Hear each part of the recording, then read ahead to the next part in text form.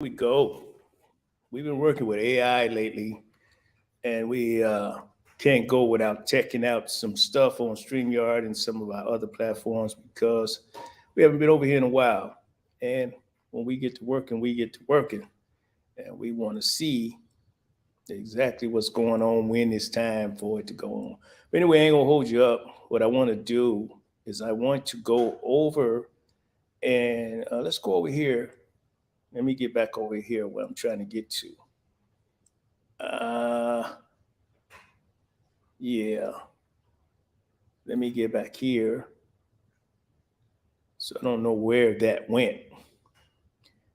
That must have went somewhere else. Let's see. Where did it go? Didn't go here. It didn't go here. Save changes. And that should have went back to where it's supposed to go. Still didn't go.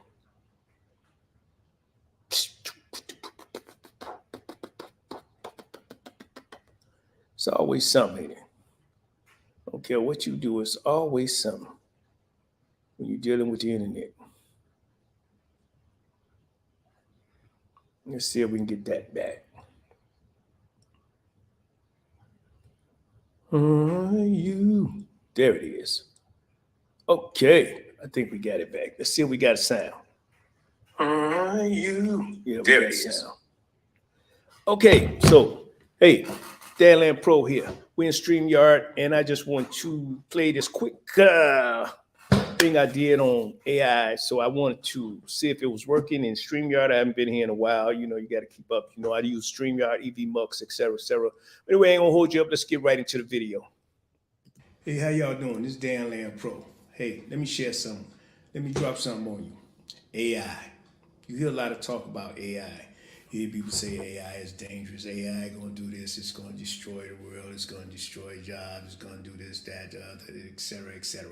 We speak as if AI just came out and it's this threat to our society and civilization without regulation, and technology is gonna run wild and take over our house. You hear the spiritual community or the religious community talk about it's demonic, etc., etc. You hear so many different perspectives. However, you have to think of science and technology like you think of anything else. In particular, the internet.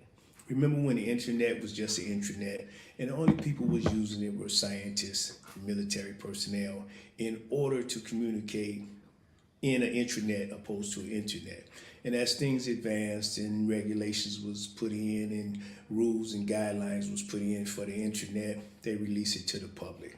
And they released it to the public without it being a real danger to the public, which is why you see on social media and so other many other mediums this sense of control. So it's the same thing with AI. They're not just going to release technology to you that can be harmful to you. That's like saying we're going to release technology to you where you can have control of some type of harmful weaponry or something like that without any regulation.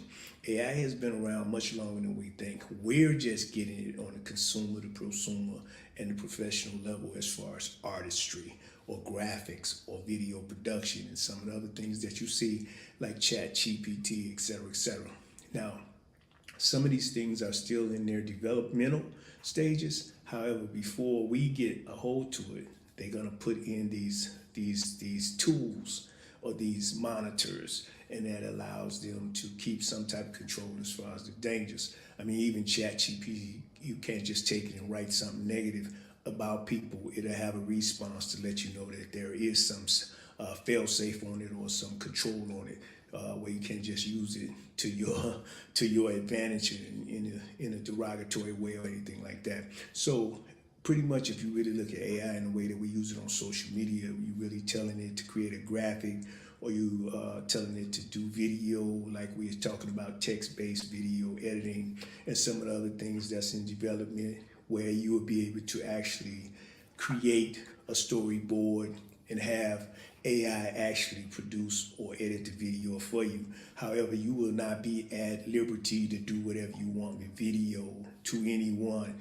Now, we're going to always have dark players in anything, and that's technology as well. That's banking. That's all the things that you see, even religion and spiritual. I mean, years ago, if you look at the spiritual community and the religious community right now, people back in those times when they was burning witches on stakes and stuff like that, they would look at some of the ways that we use or deliver the message or the Christian message. They would look at it as demonic or evil. You probably be burnt at a stake. But times have advanced in technology and things like that in the way we deliver those messages on live streams and other mediums now is much different than 1,000 years ago when, hey, if we was doing the things that we do on social media back then, they would call it black magic. Or you would be a warlock or a witch or something demonic. So times change and methods change and tools change on how we do things, but we live in a society which is a very advanced society and sophisticated society. So our control of technology has pretty much been managed pretty well. That's not to say, like I said, it's not any dark players, but even that, they usually have something in play to deal with that. So I'm not going to talk long. Like I said, I just want to drop something on you. My name is Dan Land Pro. I introduce different ways to do technology, different ways to do graphics. I've talked a lot about AI. Right now, we're in the process of bringing you a tutorial on text-based editing using AI and some of the other capabilities of AI in conjunction with some of the tools that we used to using in video production and live streaming and content creation. So till next time, hey, I just want to drop that on you. Hey, I'm Dan Land Pro. Don't forget, Dan Land Pro, youtube.com. Make sure you subscribe. Peace. Oh, I love it. I love it. I love it. I think my mom would be proud of me. Anyway, I like to create movies. I be getting messages from my stepping family, and I came out and did some for Synergy Steppers, and it's I just I just like making movies and video and coming up with ideas. And as you heard me talk about text-based video editing, and you hear me talk about AI and some of the things that's really not as threatening as we think they are, because we talk as if you could just like the movies, people just these world-ending uh, uh, uh, terror. I don't know what to call them. Them guys that be in the movies. They just always out to get everybody. We talk like AI is just being released without being managed or regulated in any way, and we could just do as we please. And I just think that's unrealistic based on the history of technology in not just this country, but on a global platform. I mean, there are some irresponsible situations, but I don't think this is that situation. I think it's no different than when the internet was threatening and television was threatening and transistor radios were threatening. I mean, we can go down a list of all the things that any type of invention, people have this skepticism. I remember when I was young, older people were skeptical about when they started putting showers in everybody's house. So it's just something I just want to discuss. Like I said, everything has its dark side. And then I want to come over here and do some on StreamYard. I haven't been on here in a while. We will be doing presenting a text-based editing video. I'll show you how that go. I probably use this platform. That's probably this is something that's it's pre-records whatever I do live. So I probably take this and use it as a model for text-based editing to show you how that works. And I'm gonna show you how to cut this down just using text into a small video clip, maybe a minute or so, just using text. So that's coming up. I don't know.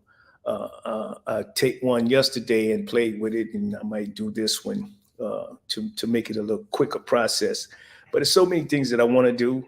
That's why I like, my step family want me to do video in a more editing, a more fast-paced form. But sometimes it's just like I said, it's not enough hours in a day.